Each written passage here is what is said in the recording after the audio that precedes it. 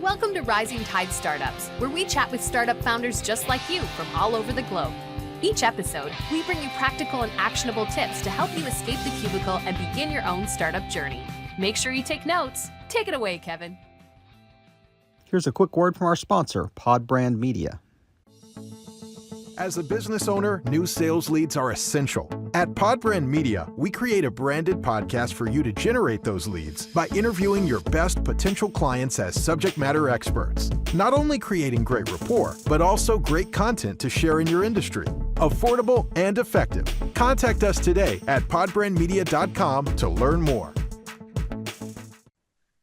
This is Kevin Pruitt with another episode of Rising Tide Startups, and my special guest today is Ryan Barone. Ryan, thanks for joining us on Rising Tide. Excited to be here, Kevin. So we've had a really quick chat before we'd hit the button, and we figured out we're about the same age. Or I'm sorry, he's about the same age as some of my clothing. But anyway, Ryan, I'd love for you to introduce yourself to our audience as if you and I were just meeting at a networking event. Definitely. So my name's Ryan Barone. I'm the co-founder and CEO of RentRedi.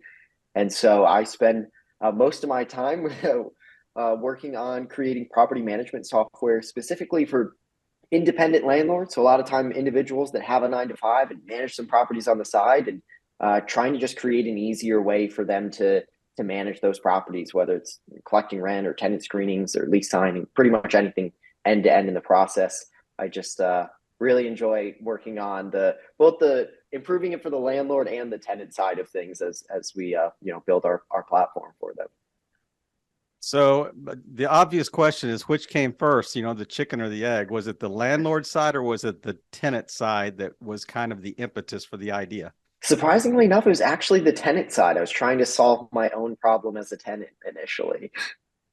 So what was the issue that you were running into? And I mean, so often founders, what they start is scratching their own proverbial itch. So what was that issue or issues? Yeah, so what started it all was I was going to school at Pace University, going to college. I was double majoring in math and economics at the time, minor in computer science. I got my first internship to move out of dorms. Pace is like walking distance to Goldman Sachs, and that's where my first internship was. So I was all excited to find an apartment, stay in New York City for the summer for the first time in an apartment, and get to live in that apartment for the next school year. And when I went to find that apartment, finding the actual apartment wasn't so bad. But once I went to actually rent it, apply for it, was where I really struggled, getting together all of my documents, applying to the landlord. And as a result, I didn't get that apartment. And I didn't get the next couple that I tried to get. And so Houston, we have a problem here. Exactly, right? So initially I thought I was the problem. I thought I was just really bad at renting. And then I started talking with people that I was interning with, people that were working there. And I'd worked there for 10 years. And said, no, it's that hard. It doesn't really get any easier. Wow. And so initially the first version of the app was something that I was just building. I built the first versions of our app, and it was really just for myself and friends to apply to units more easily. So just the application side, no rent collection or any of the other things at that point. And I tried really hard not to change the landlord side at first because I assumed, which assuming does, I assumed that the landlords were happy with their side and it was just the tenant side that was the struggle. I quickly realized there was a whole lot of independent landlords I just so happened to be interacting with who were saying, no, we've been told we basically have to use spreadsheets. And it's not good for us. If you could make it better for us too, exactly, we'd appreciate it. And that's where it really became this two-sided, build it for both sides, and really fell in love with building it both for the landlord and the tenant at that point. So, this may be my, I'm not from New York ignorance speaking here, but New York has always seemed like such a unique rental environment. You're very right. Yeah. You just hear such horror stories about trying to rent a flat or rent an apartment in New York and versus the rest of the country. But is this problem more pervasive even outside of New York City? Yeah. So that was the surprising thing for me too, right? So I was trying to just solve it for myself, who happened to be renting in New York City. And I assumed it must be worse in New York than other places. The surprising thing is most of the landlords, most of the tenants on our platform are not in New York City.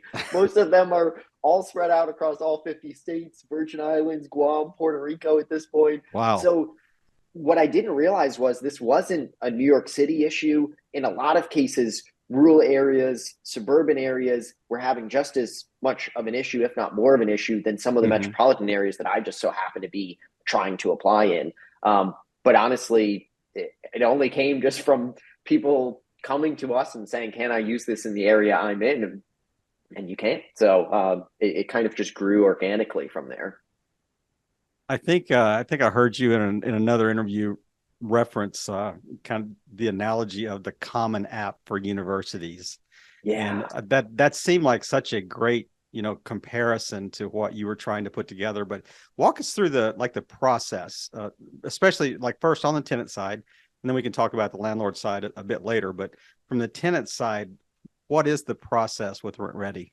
Yeah. So the process is really for a tenant, they'll find a listing, then the landlords can list it through us. So at this point now, they might find a listing that we've syndicated out to Zillow or Trulia or HotPads or something, and they can apply through that or pre-qualify. The pre-qualification aspect of that actually came from landlords and tenants both. I basically had a landlord on the platform who said, I did the whole screening for the tenants. I liked them as soon as I saw the background, the credit on them. I couldn't rent to them. And so if I knew a little bit about their financial ahead of time, I could have saved them time. I could have saved me time. And so that's where we built a pre-qualification where tenant doesn't have to pay for it. They just submit a couple questions. It helps the landlord decide, okay, if you have a dog and I don't accept pets, no reason for us to do a showing and actually have you apply and do a screening. Right. Or pets are fine and you're in a great self-reported range, then great, come look at the unit and then you can do the full application and screening. And the nice thing that we've tried to do along the way is try to automate as much of the manual work as possible. So from a tenant's perspective, you can reuse that application. Any landlord that's on RentRedi has by default the same application, and you could apply to another landlord very easily. And even the stuff that you filled out for your pre-qualification carries over to the application. Everything that you did in the application automatically pre-fills the tenant screening, so you don't have to do any extra work. And the landlord doesn't have to do any extra work. So it's really streamlining the process of actually getting through that application.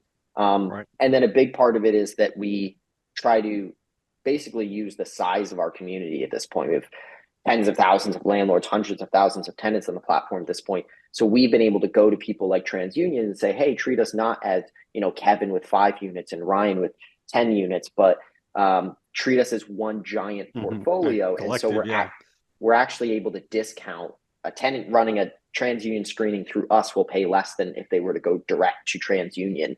And so it really is a win-win for everybody in the process. I can see from the landlord side, I can see this being like a subscription based ongoing, I need it every month type service. From a tenant side, it's almost like it's just in time. I just need it when I need it. I need it to rent an apartment. I don't want to, I don't want to be bothered. I'm not in the community, ongoing, because I plan on staying here for a few years. But what has been your experience? I mean, these are assumptions on my part. So what has been the experience? Yeah, it's absolutely true. So I think in the early part of the funnel, right, a tenant only has to use it when they need to apply to a unit. Once they're renting in that unit, because we've really expanded to pretty much everything in the rental process now, not just applications, they'll pay their rent through it. And in fact, we'll even report that rent to credit bureau so that they can build their credit. So just by paying rent on time, they get a better credit score because they're using the platform. So from that perspective, you're totally right. We basically built out a subscription model for landlords.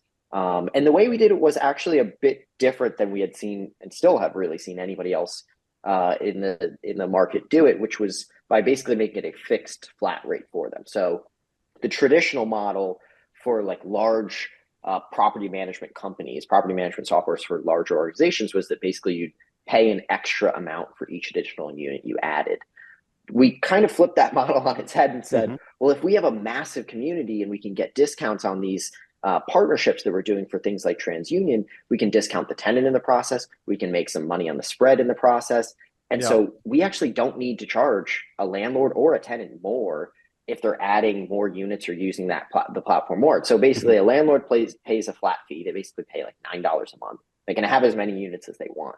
And the way that we're able to make that possible, as crazy as it sounds, is basically because naturally they'll run more things like screenings or rent payments or things like that. And we're able to negotiate those partnerships to discount everybody in the process and still make some money on the spread. And so we grow as they grow.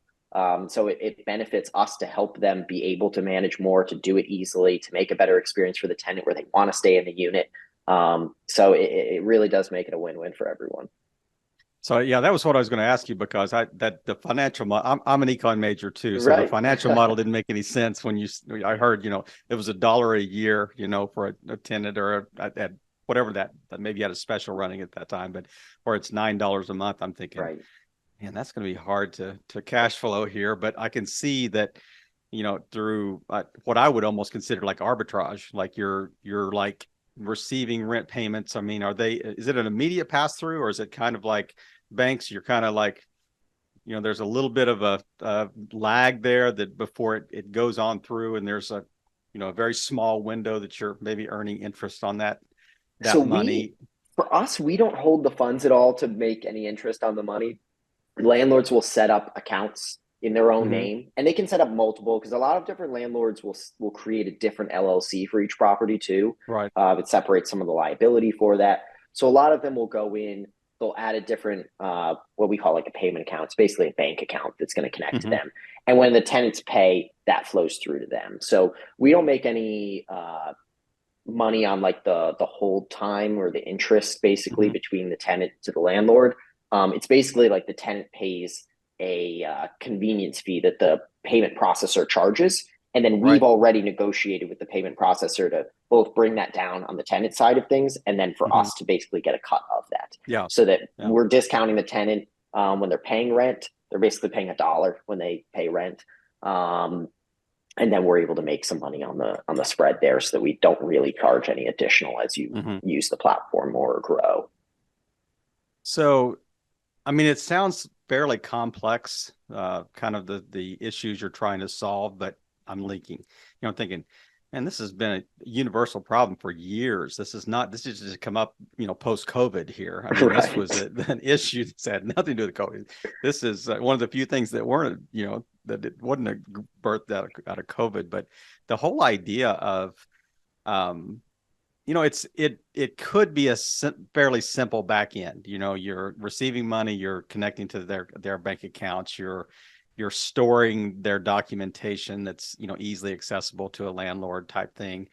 How difficult was it on the tech side when you first started building? I mean, I'm sure the first one had a lot of duct tape and an Excel spreadsheets, in the first version, but how difficult was it to really build a usable, user-friendly, good UI, experience for the user? I'll be honest, it was not easy. There definitely is a lot to the platform from the sheer aspect of you're syndicating out on the listing side, you're doing pre-qualifications, you're doing applications and screenings, you're doing lease signing once the tenants are on ready to actually rent the unit. Then you're handling all of the rent, which you have to route to the proper bank accounts based on different accounts. And for example, we even route funds for security deposits to a different account than rent if you'd like it to, because in certain states that's a legal requirement to separate those funds. Yeah, like an escrow account or something. Right. Handling any like chargebacks or anything that might happen for that, and recording that, updating tenants to make sure they know if or when it happens. And then even the maintenance side of things we handle, even to the extent of letting a landlord handle it themselves or through another partnership, basically outsourcing all of the maintenance coordination so that they would find somebody, have them fix it. You basically get the updates, but you don't do any of the work. But from the tech side of things, we're coordinating all of that between our system and theirs, so that they have basically all the information they need from us, and we're syncing that back to the landlord and tenant. So it definitely has been a constant rapid iteration based on the customer feedback. And not all of that happened overnight. It really started on the application side of things. It grew to pre-qualifications and then rent collection. Mhm. then added in maintenance and listings and lease signing. Some of them were birthed out of COVID. Like even the credit boosting was one that really came out of COVID, when landlords were Mhm. trying to say, how do I encourage a tenant to pay on time?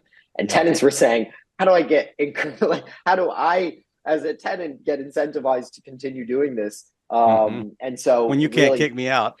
yeah, so it was Yeah. a really big win for both sides of things. Landlords were happier that they were getting their rent on time, and tenants were happy that they were actually building their credit by paying their rent on time. Mhm. So, but all of these things honestly have been little pieces of feedback, stories that we've gotten from individuals over time, and saying, okay, well, how do we build this in a way that it can work just as well for someone living in Texas or Right. California or Alaska, and then make it flexible that everyone can use it. So it definitely hasn't been an overnight journey. I think we're already about 7 years in RentRedi ourselves.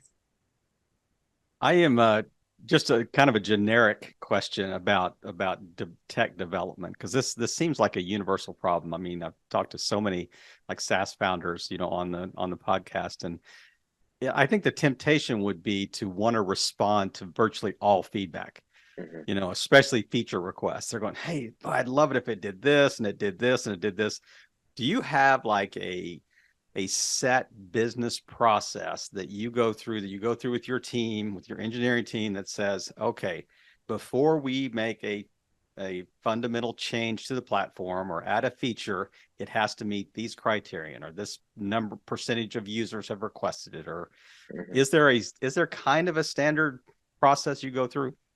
Yeah, so we definitely do have a process. So a lot of it, we've had live chat since the very beginning, and that is a big part of this process for us. In the early days, it was literally myself and my co-founder that were answering that live chat. It went to 3 our o'clock in cell the morning. phones. Yep, that's right. If you called RentRedi, you were getting one of our cell That's phones. It right. rang to both of Quick, us. change your voice. Right, right.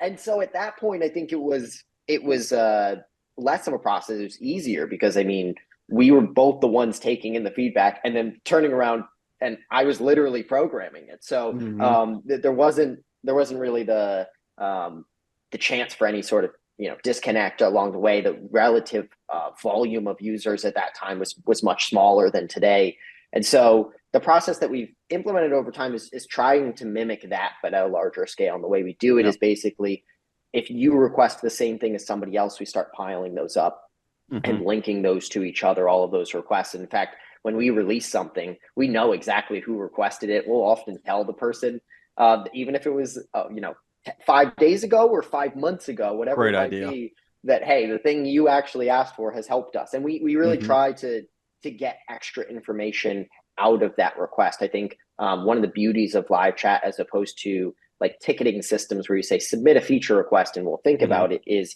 it gives you a chance to really have a conversation. And when you say, hey, could it do this? In my head, that it could, and probably 10 different ways.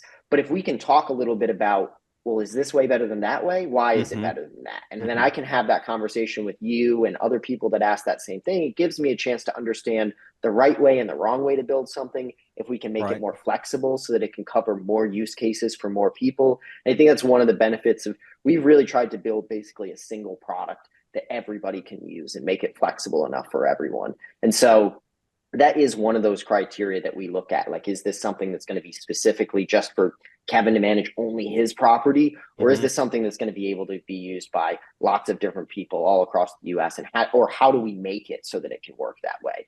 And so that is definitely part of our process of basically piling that up, having conversations with people, understanding the right way or the wrong way to create it, and making sure it's flexible enough for everyone to use. It is it's interesting to see just how many iterations software does go through. It is a constant. It's almost like an MVP cycle, just over and over and over again. It really is.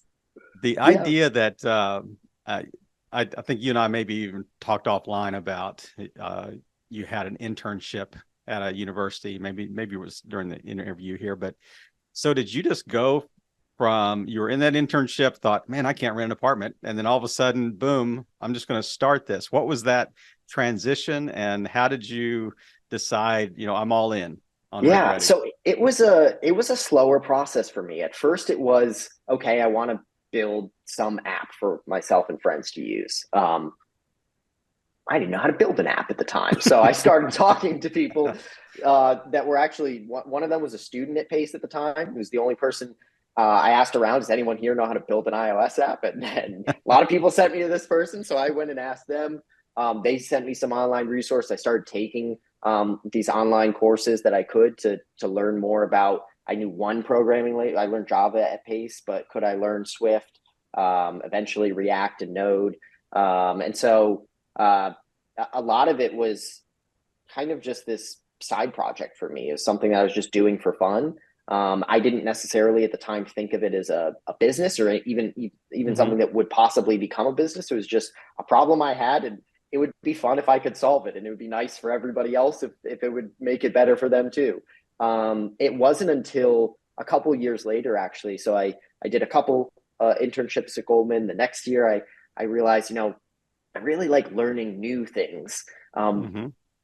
What should I do where I'm going to constantly learn new things? And that was, I thought, consulting. So I went into consulting. This is great. You get to learn new things. You go in when there's a problem, you get to solve that problem and recommend something. And then I realized, well, the downside of that is you don't actually get to implement the problem or implement the solution and fix the problem or know if you're right or wrong. And so I was like, okay, where can you have a problem, come up with a solution, and then actually find out if you were right or wrong? Like that's, starting your own business and finding out if exactly. And so at the same time, I was kind of working on RentRedi. I graduated from Pace. I started working at PwC. So basically working there during the day. I was working on RentRedi at night. I was living in a studio with my sister, which thank you, Amanda, for putting up with me through that time. But 3 o'clock chat calls. Yeah, I eventually moved to a stairwell because we're at a studio, and a computer at 3 a.m. isn't a great way to be able to sleep if you're the other person in the room. So eventually, after a lot of those 3 4 a.m. nights, I realized, okay, if I really want to do this, I should do it full time. And so at that point was when it's December of 2016. I said, okay, I'm gonna work on RentRedi full time. And so I left PwC. And for the first 2.5 years, we were totally bootstrapped. It's just build a product, talk to landlords, talk to tenants, figure out a way that it'll work well for them, that they'd be excited about. And it really just kind of grew naturally from there until we raised our first venture round in 2019. So it was almost 2.5 years of just kind of building it through that feedback with landlords and tenants themselves. And that was really great timing, though, to be raising venture capital, right? I mean, wasn't that kind of just pre-COVID, like this free money, there was so much, VC money available and angel funds available. But I'm curious what you think. I have always been interested in this question, and we've interviewed, almost 300 startup founders in more than 30 countries. So it's a pretty broad range of thoughts and ideas, but I have kind of lumped people into 2 categories, and really it's a genetic thing. It's almost like the nature versus nurture question. So I'm curious to see what you think. Do you think entrepreneurs are born and they just realize one day I'm an entrepreneur, or do you think that is like just kind of opportunistic? They were there was a problem that they had to solve, and like an engineer, they attacked it. I think it's more of the nurture side. I honestly truly believe anyone can be an entrepreneur if they want to, and be a successful one at that. I think it really, more of what I think it comes down to is if you really want to, and not just the good part, but the bad part of that. I love basketball. I played basketball most of my life.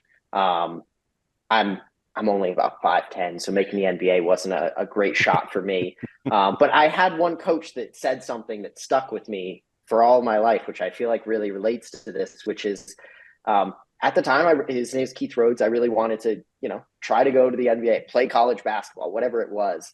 And he was the first person outside of like family to say, you can do this if you want to. The question is really, are you willing to sacrifice what you need to sacrifice in order to make this happen? I mean, how much are you willing to give up? Are you willing to accept the bad sides of this? I mean, don't hang out with, you might have some time to spend with friends and family, but not a lot of time. If you're going to make this happen, you're going to spend a lot more time working on this particular thing, whatever you need to put in to make it happen. How much are you willing to sacrifice to do that? And if it's worth it for you, then do it. And I think there are different levels of how much sacrifice is the right amount of sacrifice, right? And I think that depends on like the person at the time, their support system, who's around them. And I do think like having those relationships is really important and good. But I think a lot of it comes down to like having that self-reflection moment with yourself and saying, you know, in 20, 30, 40 years, whatever it is, looking back on this, what am I going to be happy I did? Am I going to be happy that and I think there's levels to entrepreneurship as well, in terms of like how much you want to pour into that, For just sure. like anything in life, right? So I think a lot of it comes back to that. At the time, the answer was no. I realized I absolutely love basketball. I'll play it for the rest of my life. I'll still practice a lot, but I don't think I want to dedicate that level of it that I know I would need to in order to make it to that next level. For me, RentRedi really was something like that.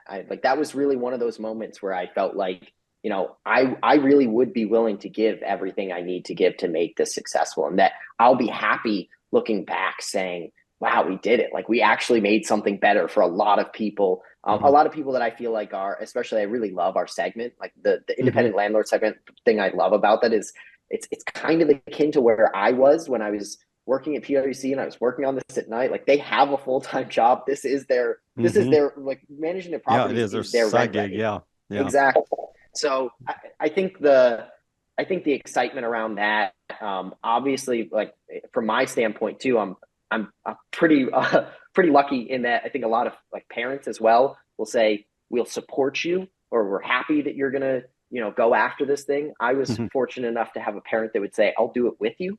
So my co-founder in all of this is my dad, actually, which is great that I actually get to spend a lot of time with him. So in terms of like the sacrifice side of things, the amount of time you're spending on it doesn't quite feel the same, because you're getting to spend a lot of time with someone that you really enjoy spending time with. So I think how you structure it, knowing how far you want to push it is really important. I think that's honestly a lot of things to keep from that, of putting that into frame of mind for me to be able to understand, for at the time basketball, but really anything for me now. That's a really a great connection between, you know, the advice you got related to basketball and how you've applied that to you know, virtually anything you're doing. And you know, it's you know, how much you willing to sacrifice, how much you willing to pour, how passionate are you about this idea. And you know, in the worst day when you feel like not getting out of bed, are you still going to, you know, chase this idea? But what do you see, what's the year-over-year growth of RentRedi? I mean, you're just seeing this hockey stick upward and to the right every year, and you're just like sitting back going, yeah, keep on rolling, brother. It really has been a lot. I mean, a lot of it credit to the team, everybody on the team at RentRedi, because it's one of those things that I think that what you get out is what you put in. And I think there's a lot of work that's been put into it. And so it has been, I mean, great up and to the right growth for us year over year. But it's been a lot of hard work from everybody to make that happen. And I think honestly too, it's been great that when you have a group of people that share that same type of mentality, it makes it more fun. When you start to hit those milestones, you start to say, okay, could we get, you know, one person to you know, subscribe to this thing, and then 10, and then hundreds and thousands, and whatever it might be. I think the excitement behind like what you're doing as you're doing it doesn't really go away if you have that right group of people. The magnitude of how much it's happening does change, but we still laugh about it now. There are days that we do more than we had done in 2 years, but we still get excited when like one person comes in and uses like it, ring that bell, tells us how much it helped them. You know, like you get a lot of joy out of that. So I think it's still great. Never forget the origin. You'll never forget the roots that you came from. So absolutely, that's interesting. That is really good. So as you've led this company for a few years. So what are one or two things that you wish you would have known when you launched this, that you know now that you can kind of look back and think, oh, I wish I would have known that? Just kind of one line. Here's the first one. Here's the second one. You know, that you think would be life-changing for, you know, somebody that's a little further behind you on the journey. Yeah. I would say, don't wait for something to be perfect. Just start. Put it out there, get some feedback. That was a huge one for me. And a kind of right on top of that, the feedback you'll get from people using it is so much better than anything you can plan ahead of time. Just be willing to change it over time. My dad talked about this when we started the company together. It's like no successful company looks the way it did when the way the founders intended it to. Eventually, it becomes something very different, even for us, right? Like we're not a tenant-facing application software. That's just not what we are anymore. And that came through that feedback from landlords and tenants, and being willing to make the platform flexible and understand what were we actually trying to do. Really, we were just trying to make renting easier for everybody on both sides. And if that morphed or evolved over time, that was okay. It was good. That is so true. I mean, how many companies are still on version 1.0? I mean, it's negligible percent probably that actually, crack the code, from the very beginning. And I love this idea of just, how crucial user feedback is. It probably is the best feedback that you can get, or the best inputs that you can get as far as, creating whatever the product or service is. So those are great suggestions, great part of our mentor moment, that we want to pass on to those that are listening. But as we just kind of wrap up today, Ryan, what's something that I haven't asked you about that you think would just, be helpful for our listeners to know? And then maybe wrap up just telling people how to find you. What's the best place to find you online? Yeah, I mean, I think one of the final thoughts for me is just a little bit back to your gene question. I think really anybody can do it. It's just a matter of persistence and excitement around the thing that you're solving. So nothing beats hard work and perseverance. In terms of finding us, the best place is rentredi.com. It's RentRedi.com, because we're a startup and we have to spell something wrong in our name. But that's and the real .com was taken. That's right. So we're a pretty friendly bunch there. We love, like I said, the chat's been a huge part of us since the beginning, and phone and everything. So we like anybody that likes to reach out and say hello. It has an idea for us, anything. So stop by anytime. Well, Ryan, I really appreciate it. It's been a pleasure to chat with you today, and just to hear the story and your personal story, but also just the story around RentRedi.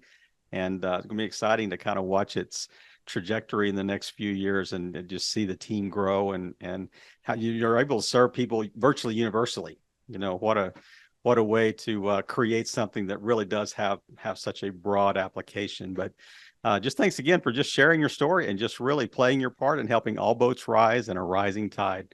Ryan, have a great weekend. Thanks, Kevin. Appreciate you having me. We hope you heard some great takeaways. Make sure you follow up with our guests today and show them the support they deserve. As always, thank you for listening and playing your part in helping all boats rise in a rising tide.